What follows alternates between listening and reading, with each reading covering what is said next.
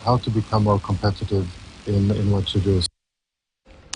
All right, now the Korea Institute of Maritime and Fisheries Technology has signed an agreement with the Pioneer International University in Kenya to train over 400,000 Kenyans who would get employment in Korea Maritime Organization, which are falling short of workers at a payment of over 100,000 shillings every month.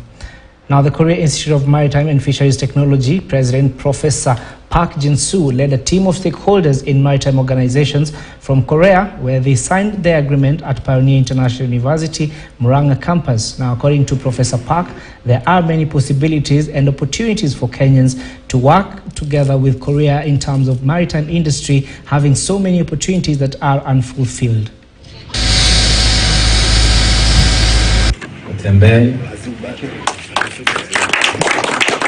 It is our expectation that you are coming here and partnering with the PIU. That partnership will bring about transformation of Pioneer International University.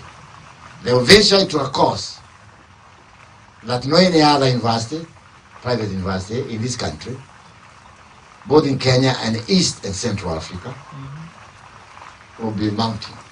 They are here to see physically what we do. They are here to help us understand and improve on what we are doing.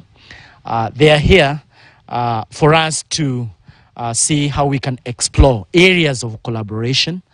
They are here also to understand this part of the world, and then to see how then we can work together. We hope to take some Kenyan people to the Korean shipping, maritime shipbuilding industry, because we require the people, the qualified people to be here. So that's why the Pioneer International University can be our partner to train the qualified people for the Korea maritime and shipping industry.